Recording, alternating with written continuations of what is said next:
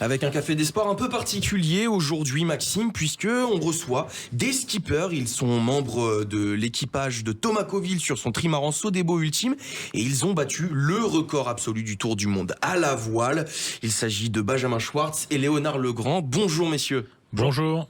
Bon alors qu'est-ce qu'on se dit quand on termine son Tour du Monde, qui plus est quand on explose le record, puisque là quand même 40 jours, 10 heures 45 minutes, c'est 12 heures de mieux que le précédent record. Comment est-ce qu'on se sent ?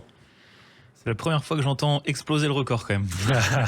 12 heures, c'est un petit pourcentage, mais ça se resserre au fur et à mesure des tentatives qui se terminent bien. Donc 12 heures, ça nous permet quand même d'arriver avec une avance confortable et on se dit qu'on a quand même réalisé un truc planétaire et qui appartient qu'à nous 7, quoi. Donc ça, c'est génial, ouais. Moi, c'était enfin. Enfin, parce que ça fait un petit paquet d'années que j'essaye de battre ce record avec différentes équipes et j'ai eu la chance d'intégrer Sodebo il y a maintenant un petit peu plus d'un an et on a tenté l'hiver dernier, on s'est cassé les dents dessus à nouveau et cet hiver c'était la bonne, donc enfin, oui. Ouais, s'il y avait une image que vous retenez de ce Tour du Monde, laquelle ce serait ? Bon, moi, c'est l'arrivée, je pense. L'arrivée avec la ferveur du public, tous les bateaux qui viennent nous accueillir, l'Abeille Bourbon, le remorqueur avec ses grands jets d'eau et la foule massée sur les quais pour nous accueillir, c'était fort. C'est un soulagement d'arriver comme ça en battant le record du monde ? Ouais, c'est un soulagement, d'autant les conditions qu'on avait à l'arrivée qui étaient vraiment difficiles. Le moment où on coupe la ligne et qu'on tamponne le timing, vrai soulagement, ouais. Ouais. Et puis Thomas Coville, c'est son 3e trophée Jules Verne. Qu'est-ce qu'on lui dit quand on navigue avec quelqu'un d'aussi talentueux que Thomas Coville ? Ben c'est une force d'avoir un skipper comme ça à bord du bateau, parce que Meneur d'homme, j'imagine.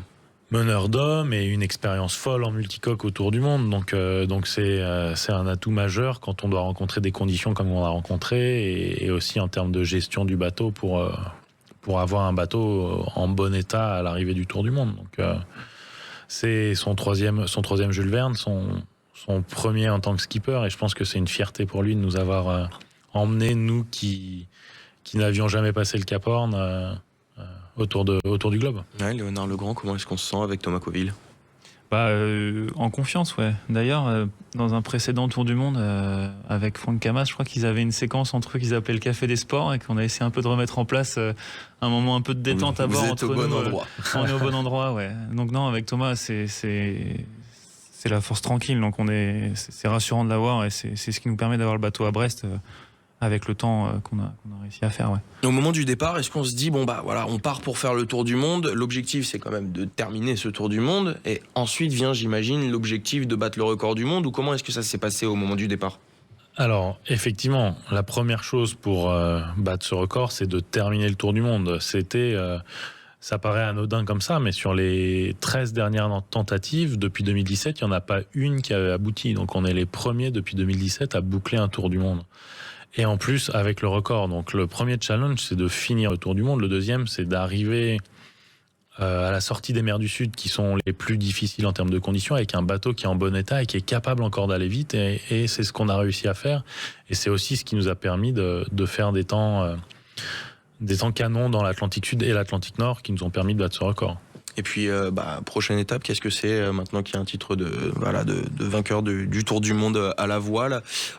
Quelle est la suite ? À la suite, elle est hyper intéressante pour moi, pour Thomas et pour toute l'équipe. En fait, avec Sodebo, ça va être la première fois qu'il y a un deuxième bateau au départ de la route du Rhum à Saint-Malo.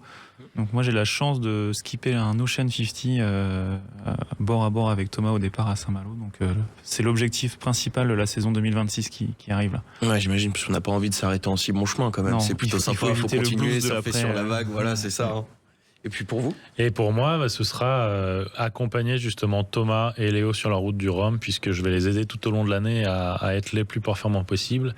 Et pendant la route du Rhum, ce sera moi qui œuvrerai à la météo pour les guider jusqu'en Guadeloupe. Merci beaucoup Benjamin Schwartz et Léonard Legrand. On le rappelle, vous êtes skipper à bord du bateau de Thomas Coville, le trimaran Sodebo Ultime 3, qui vient de terminer et de remporter le trophée Jules Verne avec ce nouveau record du Tour du Monde à la voile. 40 jours, 10 heures 45 minutes. Merci beaucoup. Merci.